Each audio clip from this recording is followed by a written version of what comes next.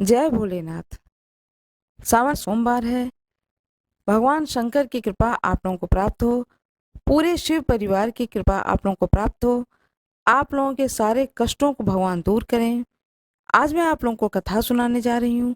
भगवान शिव की सोमवार की कथा, श्रावण मास सोमवार की कथा सुनाने जा रही हूँ।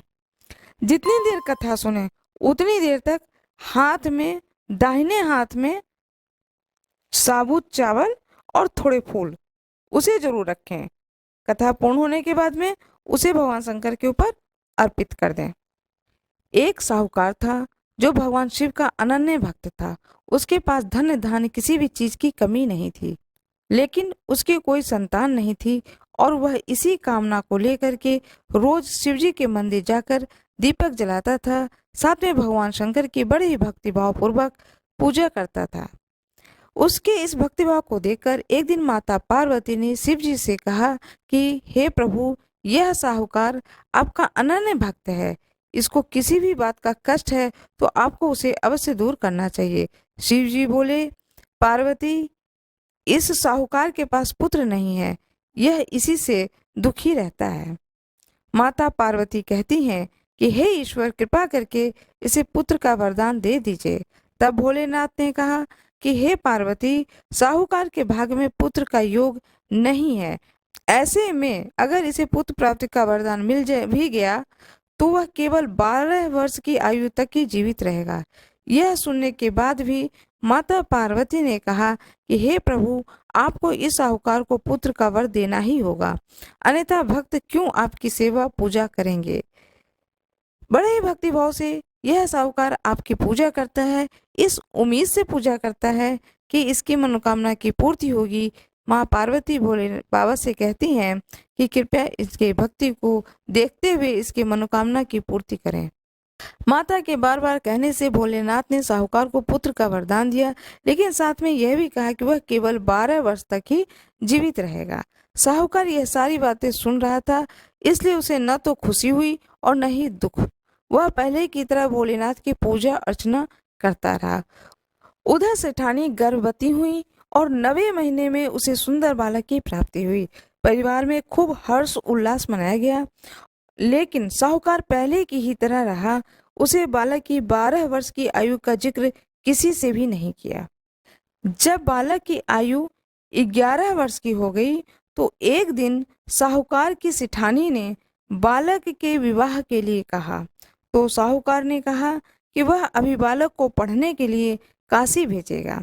इसके बाद उसने बालक के मामा जी को बुलाया और कहा कि इसे काशी पढ़ने के लिए ले जाओ और रास्ते में जिस भी स्थान पर रुकना वहाँ यज्ञ करना, ब्राह्मणों को भोजन कराते हुए आगे बढ़ना। उन्होंने भी इसी तरह करते हुए जा रहे थे कि रास्ते में एक राजकुमारी का विवाह था। जिससे उसका विवाह होना था वह एक आंख से काना था। उसके पिता ने जब अति सुंदर साहूकार के बेटे को देखा तो उसके मन में आया कि क्यों न इसे ही घोड़ी पर बिठाकर शादी के सारे कार्य संपन्न करा लिए जाएं।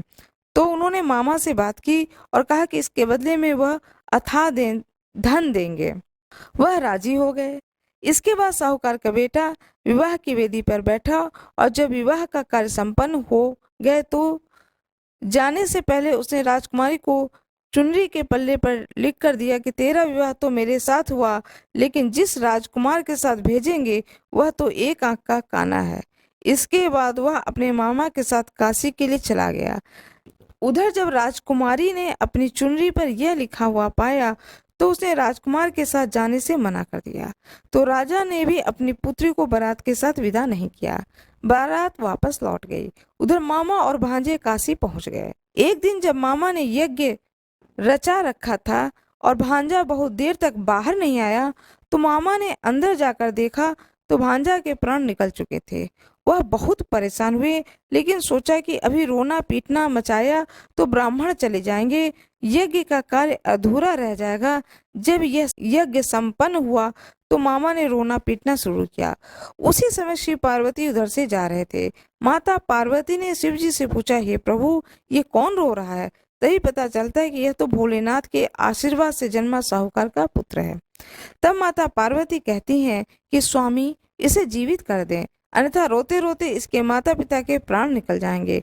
तब भोलेनाथ ने कहा कि हे पार्वती, इसकी आयु तो इतनी ही थी, वह भोग चुका है। लेकिन माता के बार बार आग्रह करने पर भोलेनाथ ने उसे जीवित कर दिया और लड़का ओम नमः शिवाय करते हुए जी उठा। मामा भांजे दोनों ने ईश्वर को धन्यवाद दिया और अपनी नगरी की ओर लौटे। रास्ते में वही नगर पड़ा और राजकुमारी ने उन्हें पहचान लिया। तब राजा ने राजकुमारी को साहूकार के बेटे के साथ बहुत सारे धन धान्य के साथ विदा किया। उधर साहूकार और उसकी पत्नी घर के छत पर बैठे थे।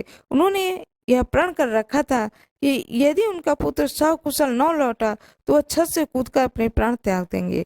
तभी लड़के के मामा ने आकर साहूकार के बेटे और बहू के आने का समाचार सुनाया, लेकिन वह नहीं माने। तो मामा ने शपथ पूर्वक कहा। तब तो दोनों का विश्वास हो गया और दोनों अपने बेटे बहू का स्वागत किए। उसी रात साहूकार को स्वप्न में शिव जी ने दर्शन दिया और कहा कि तुम्हारे पूजन से मैं प्रसन्न हुआ हूँ।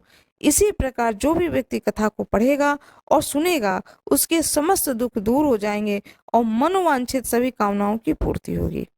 ओम नमः शिवाय। इस प्रकार से यह सोमवार की कथा की समाप्ति होती है। भगवान शिव की कथा पूर्ण हुई। अब भगवान शंकर की स्तुति करें। जो भी स्तुति आपको आती हो वह स्तुति करें। नमामि स्मीशान, लिंगा अष्टकम, जो भी स्तुति आती है उस स्तुति का पाठ करें। कर्पूर गौरम करुणावतारम, यह स्तुति करें। इसके बाद भगवान शंकर के पूर्ण मनोभाव से ध्यान लगा करके बड़े भावपूर्ण तरीके से आरती करें। गणेश जी की पहले आरती करें, फिर भगवान शंकर की आरती करें, माता पार्वती को आरती करें, पूरे शिव परिवार की आरती करें। आरती करने के बाद में जो भी आपने भोग लगाया है, जो भी भोग के लिए वहाँ पर प्रसाद स्वरूप रखे हैं आप, फल है, पंचामृत है और मेवा है। सूखे मेवा भी भगवान शंकर को भोग लगाया जाता है, तो मेवा है।